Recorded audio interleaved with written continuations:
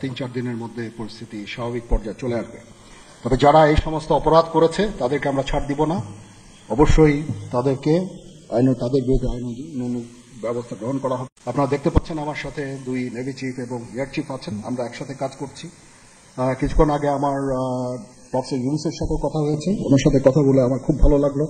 আমার কাছে মনে হয়েছে উনি অত্যন্ত আগ্রহী এই কাজটা করার জন্য, এবং আমি নিশ্চিত যে উনি আমাদেরকে একটা সুন্দর গণতান্ত্রিক প্রক্রিয়ায় আমাদের নিয়ে যেতে সক্ষম হবেন এবং আমরা এ থেকে উপকৃত হব।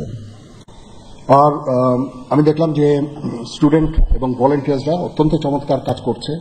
যেহেতু এখন ট্রাফিক পুলিশ ছিল না, তারা ট্রাফিকিং এর কাজ করছে, বিভিন্ন রাস্তা পরিষ্কার করা, যে সমস্ত ভ্যান্ডালাইজেশন হয়েছে যে সমস্ত স্থাপনাগুলোতে, ওগুলোকে পরিষ্কার করা।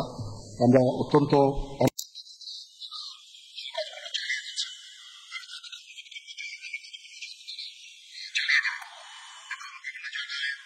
ঢাকার বাইরে যে সমস্ত লুটতরাজ অপরাধ সংগঠিত হচ্ছে ওগুলো প্রতিহত করার জন্য আমি তাদেরকে অনুরোধ করেছিলাম এবং তারা সেই কাজও করছে, এবং আমি নিশ্চিত যে আমরা সবাই মিলে একটা সুন্দর আবার স্বাভাবিক পরিস্থিতিতে আমরা ফেরত চলে আসতে পারব।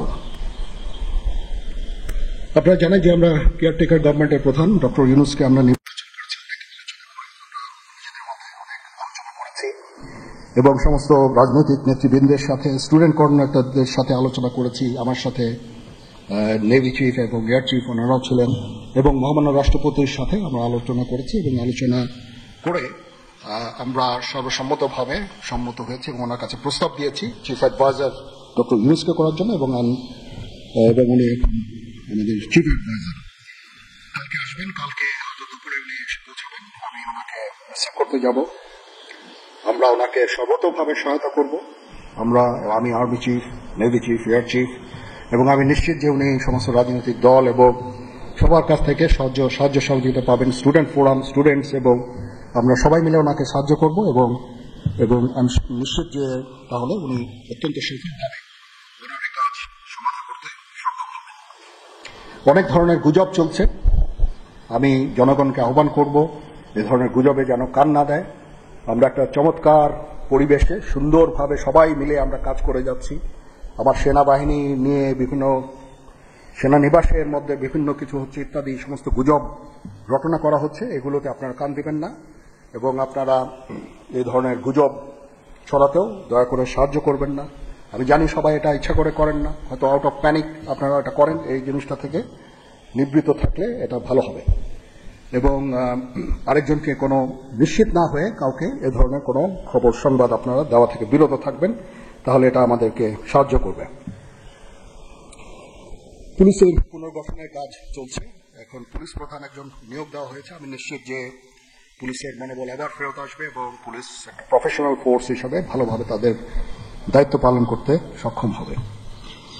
সর্বশেষে আমি আপনাদের নিশ্চিত করতে চাচ্ছি যে সেনাবাহিনী, নৌবাহিনী, বিমান বাহিনী সর্বদা জনগণের সাথে আছে এবং থাকবে, এবং আমরা কাজ করে যাব, পাশাপাশি সবার সাথে মিলে কাজ করে যাব, এবং আমরা একটা সুন্দর ভবিষ্যতের দিকে যেতে পারবো, ভবিষ্যতে পৌঁছাতে পারবো বলে আমি বিশ্বাস রাখি।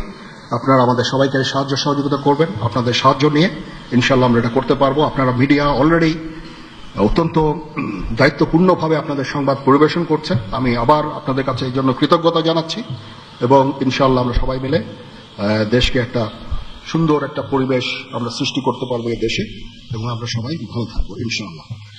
এখন আপনাদের যদি কোনো কোয়ারিজ থাকে, কোনো প্রশ্ন থাকে আমাকে করতে পারেন, আমি যদি আমার জানা থাকে আমি অবশ্যই এটার উত্তর দিব। কালকে আমরা শপথ গ্রহণের জন্য যথাসাধ্য চেষ্টা করছি। একটা প্রস্তাব ছিল বিকালে করার, বিকালে খুব টাইট হয়ে যেতে পারে, কি উনি 2:10 দিকে হয়তো এখানে আসবেন, এটা মেবি ভেরি টাইট। আমরা হয়তো তাইলে রাত্রেবেলা রাত 8টার দিকে করতে পারি, হয়তো 400 জন লোকের উপস্থিতি এখানে থাকবে। এই পরিসরে আমরা এক শপথ গ্রহণের অনুষ্ঠান ইনশাল্লাহ করব।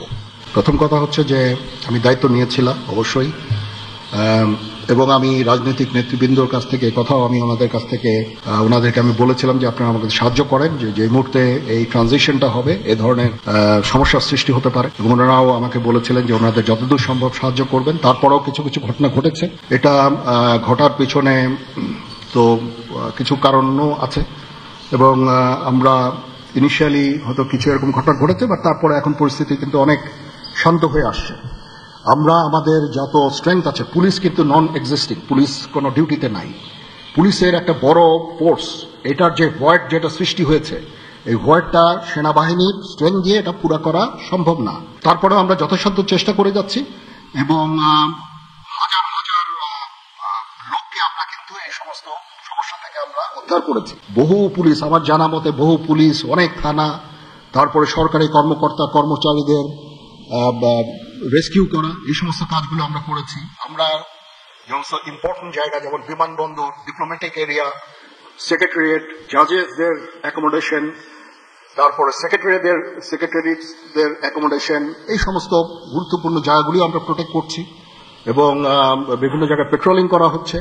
তারপরেও একটা ইনিশিয়ালি দু একদিন এটা হয়েছে, সেজন্য আমি অত্যন্ত দুঃখিত এবং বিব্রত। যাই হোক, এটা আমার যে স্ট্রেংথ যা ছিল এটা নেভি এয়ারফোর্সও তারা তাদের মতো করে করেছে। আমরা যথাসাধ্য চেষ্টা করেছি, তারপরেও কিছু হয়ে গেছে। এটা আমার জাস্ট সিম্পলি আমাদের এনাফ স্ট্রেংথ ছিল না। বাট আমি নিশ্চিত যখন পুলিশ পুনর্গঠন হয়ে যাবে, তারা যখন আবার কাজে নেমে যাবে, তখন এই ভয়েডটা খুব সহজেই আমরা পূরণ করতে পারবো। পুলিশের একটা বিরাট সংখ্যক ফোর্স, পুলিশ ইজ একটা বড় ফোর্স। তো এই ফোর্স যদি নিষ্ক্রিয় হয়ে যায়, সেটার ভয়েড পূরণ করা সেনাবাহিনী, বিমান বাহিনী, নৌবাহিনী সবার পক্ষে সম্ভব না। আমরা এটার জন্য ডিজাইন করব। যাই হোক, আমি নিশ্চিত যে খুব শীঘ্রই তারা পুনর্গঠিত হবে এবং এই সমস্ত ভ্যান্ডালিজম এগুলোকে প্রতিহত করতে সমর্থ হবে। বাট আমি এটুকু আপনাদের বলছি যে যারা এই সমস্ত কাজে জড়িয়েছে তাদেরকে আমরা আইনের আওতায় আনার সর্বোচ্চ চেষ্টা আমরা করব।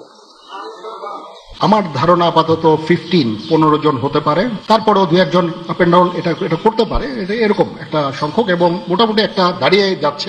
যেহেতু এটা ফর্মালি প্রকাশ করা হয়নি, এটা নিয়ে আমি আর আপনাদের সাথে কথা বলতে চাচ্ছি না। জি হ্যাঁ, হচ্ছে, বাট সংখ্যা অনেক কমে এসেছে। একদিন দুই দিন, প্রথম 1-2 দিনে যেটা হয়েছে সংখ্যা অনেক কমে এসেছে। আমরা আনসার ভিডিপিকেও কাজে লাগিয়েছি এবং আমি তো বললাম যে ছাত্ররাও আমাদের সাহায্য করছে। বিভিন্ন গ্রামে গঞ্জে তারা এই কাজগুলো মাধ্যমে, তাদের উপস্থিতির মাধ্যমে আমাদের সাহায্য করছে এবং বিএনসিসি কেও আমরা এটা করতে আমরা হয়তো এমপ্লয় করব এই কাজে। আমি আমার যত ফোর্স আছে মিলিটারি সব অল ডিপ্লয়েড এবং তারা তাদের সাধ্য মতো এই কাজে নিয়োজিত। এখন রাজনীতিবিদরা বললেন যে জেনারেল সাহেব আপনি নিরাপত্তার দায়িত্ব নেন, somebody has to take it. তো আমি আর তো কেউ নেওয়ার নাই, আমি নিয়েছি এবং যদি কোনো ব্যর্থতা থাকে সে দায়িত্ব আমার। আমি আমার সাধ্যমতো চেষ্টা করেছি এবং কম সময়ের মধ্যে একটা স্বাভাবিক পরিস্থিতি ফেরত আসছে। বাট আমাদের আরো অনেক কাজ করতে হবে। ইনশাল্লাহ আমাকে একটু সময় দেন, আমরা এই নর্মালসিতে নিয়ে চলে আসবো ইনশাল্লাহ।